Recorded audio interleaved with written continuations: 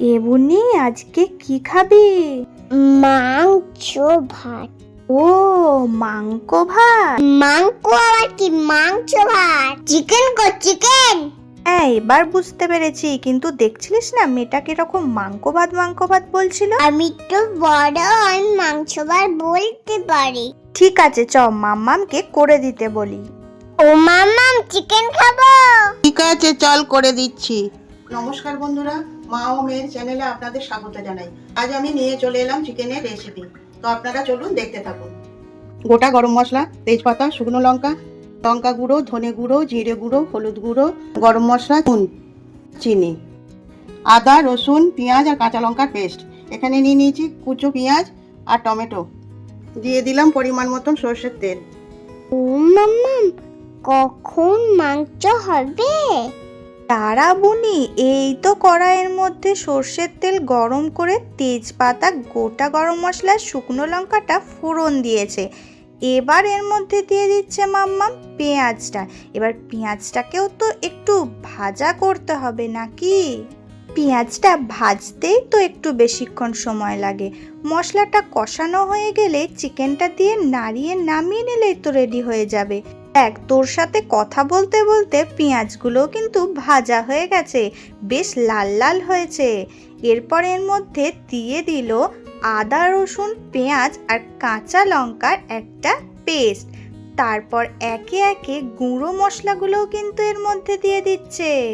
জিরে গুঁড়ো, ধনে গুঁড়ো, হলুদ গুঁড়ো, আর দিয়ে দিচ্ছে বেশি করে লঙ্কার গুঁড়ো। মামা, বেশি লঙ্কা দিও না, আমি খেতে পারবো না। আরে না রে, এটা কাশ্মীরি লঙ্কার গুঁড়ো, ঝাল হবে না, শুধু রঙই হবে। আর দিয়ে দিল কয়েকটা টমেটো কুচি, দিয়ে দিল পরিমাণ মতো নুন। এরপর মশলাটাকে একটু ভালোভাবে কষিয়ে নেবে। দেখ, মশলাটা কষানো হয়ে গেছে। এরপর আগে থেকে যে মাংসগুলোকে ম্যারিনেট করে রেখে দিয়েছিল সেগুলোই কিন্তু এর মধ্যে দিয়ে দিচ্ছে। দেখ কি সুন্দর দেখতে লাগছে না? মশলার মধ্যে মাংসগুলো পুরো মাখামাখি হয়ে যাচ্ছে। খানিকক্ষণ মশলার সাথে মাংসটাকে কষিয়ে নেওয়ার পর এখানে মাম্মাম দিয়ে দিল তোর ফেভারিট টমেটো সস। তারপর আবারও ভালো করে কষিয়ে নিচ্ছে। আর একটু ভালো কালার আসার জন্য এখানে কাশ্মীরি লঙ্কার গুঁড়ো অ্যাড করে দিল। মাংসটা কিন্তু এবার কষানো হয়েই গেছে, অনেকটা মাংসগুলো সেদ্ধ হয়ে গেছে। এখানে যেহেতু মাংসের কষা করছে, তাই অল্প পরিমাণে ম্যারিনেট করে রাখা যে পাত্রটা ছিল সেখানে অল্প জল বেরিয়েছিল, সেটাই কিন্তু এর মধ্যে মাম্মাম অ্যাড করে দিল।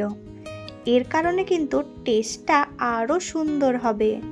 এবার আগে থেকে ভেজে সিদ্ধ করে রাখা আলুগুলো এর মধ্যে দিয়ে কিন্তু কষিয়ে নিচ্ছে, যাতে আলুগুলোও খেতে ভালো লাগে। দেখ, তোর সাথে কথা বলতে বলতে কিন্তু মাম্মামের চিকেন রান্নাও হয়ে গেল। নামানোর আগে গরম মশলার গুঁড়ো দিয়ে দিল, একটু নাড়াচাড়া করে নিল। ব্যাস, গন্ধও যেমন সুন্দর, খেতেও কিন্তু দারুণ হবে। ছোদ্দি, মামার চিকেনটা দারুণ করেছিল বল। হ্যাঁ তো, মাম্মাম চিকেনটা দারুণ রান্না করে। অন্য রান্নাগুলো খুব সুন্দর করে, কিন্তু চিকেন ঘুগনি এগুলো মাম্মামের হাতের আমার কিন্তু ফেভারিট। আমাদের রেসিপিটা কেমন লাগলো? যদি ভালো লাগে লাইক, কমেন্ট, শেয়ার করে দেবে। আমাদের চ্যানেলটাতে সাবস্ক্রাইব করে নেবে। তোমরা সবাই ভালো থাকবে। আমার কথাগুলো তোমাদের কেমন লাগছে কমেন্ট করে জানাবে। Thank you.